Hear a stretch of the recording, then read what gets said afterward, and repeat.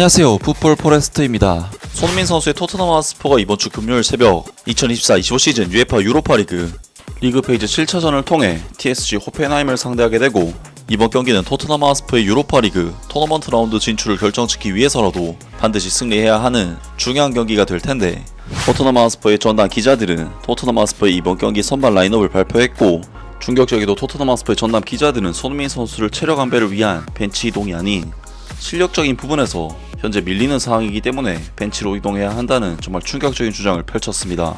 토트넘 하스퍼는 바로 내일 새벽 2024-25 시즌 UEFA 유로파리그 리그 페이지 7차전에서 독일 분데스리가의 TSG 호펜하임과 원정 경기를 치르게 되는데요.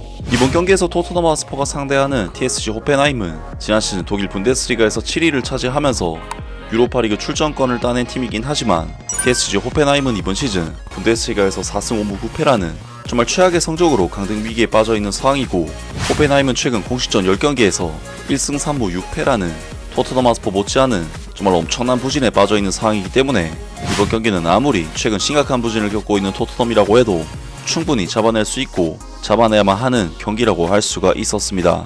토트넘으로서는 현재 UEFA 유로파리그 리그 페이지에서 9위 자리에 이름을 올리고 있기 때문에 다이렉트 16강 진출권인 8위권에 들기 위해서는 반드시 승리가 필요한 상황이라고 할 수가 있고, 그렇기 때문에 이번 경기에서 토트넘 하스퍼는 마냥 로테이션을 돌리기도 애매한 이번 경기에 전력을 다해야 할지 주말 리그 경기를 대비해야 할지 고민이 되는 경기라고 할 수가 있는데, 토트넘 하스퍼의 전담 기자들은 토트넘 하스퍼의 이번 경기 선발 라인업을 발표했고, 충격적이도 토트넘 하스퍼의 전담 기자들은 손흥민 선수를 체력 안배를 위한 벤치 이동이 아닌 실력적인 부분에서 현재 밀리는 상황이기 때문에 벤치로 이동해야 한다는 정말 충격적인 주장을 펼쳤습니다.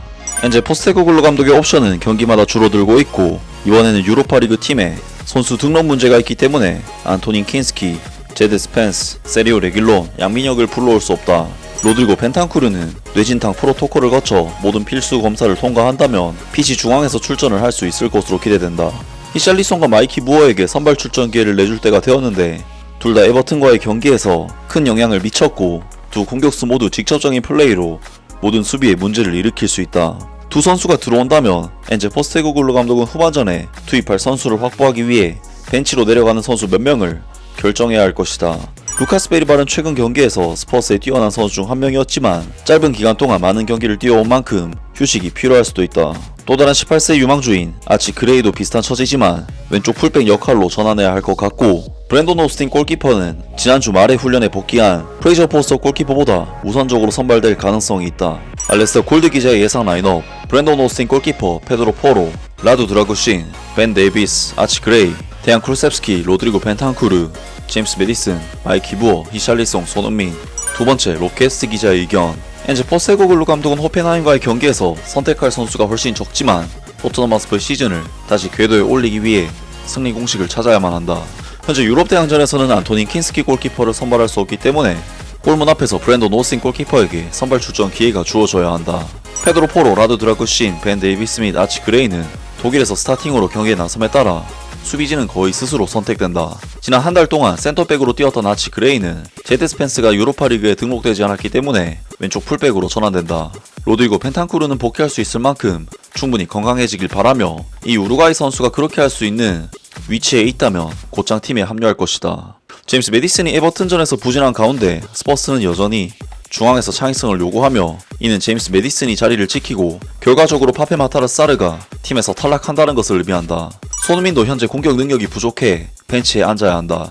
마이키 무어는 특별한 무언가를 보유하고 있으며 스퍼스를 활기차게 만들 수 있는 모든 자질을 갖추고 있다. 즉 손흥민의 왼쪽 포지션에서 선발 출전한다는 의미다. 히샬리송 또한 벤치에서 두 번의 교체 출전을 한 후 피트니스 수준을 높일 위치에 있는 듯하다. 현재 팀의 문제로 인해 이 브라질인의 투지와 투쟁심이 스퍼스가 현재의 침체에서 벗어나도록 돕기 위해 필요하다. 롭 게스트 기자의 예상 라인업: 브랜돈 오스틴 골키퍼, 페드로 포로, 라두 드라구신, 벤 데이비스, 아치 그레이, 루카스 베리발, 로드리고 펜탄쿠르, 제임스 메디슨, 데안 쿠르셉스키, 히샬리송, 마이키 무어. 결국 이번 경기에서 토트넘 하스퍼는 선수 등록 문제로 인해 선수 자체가 거의 없는 상황이기 때문에 로테이션을 할 수조차 없는 상황이며, 호펜하임 또한 분데스리가 클럽으로서 강한 전력을 지닌 팀인 만큼 강력한 라인업을 꺼내 드는 것은 불가피할 것으로 보입니다.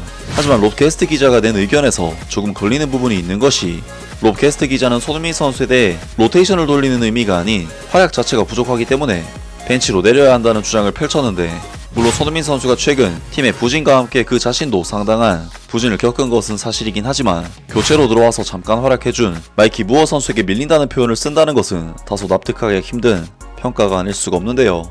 물론 로테이션을 돌리는 의미로 마이키 무어 선수를 기용한다는 것은 당연히 아무런 문제가 없겠지만, 손흥민 선수가 마이키 무어 선수보다 활약이 딸려서 벤치로 가야 한다는 평가는 다소 선을 넘은 평가라고 볼 수가 있겠습니다. 토트넘으로서는 굉장히 얇아진 스쿼드를 가지고 내일 새벽 유로파리그 경기를 치러야 하는데, 토트넘 핫스퍼가 한정된 자원을 가지고 경기 결과를 얻어낼 수 있을지 기대를 해보겠습니다. 아무튼 오늘 영상은 여기까지고요. 영상 재밌게 보셨다면 구독과 좋아요 그리고 댓글 부탁드립니다.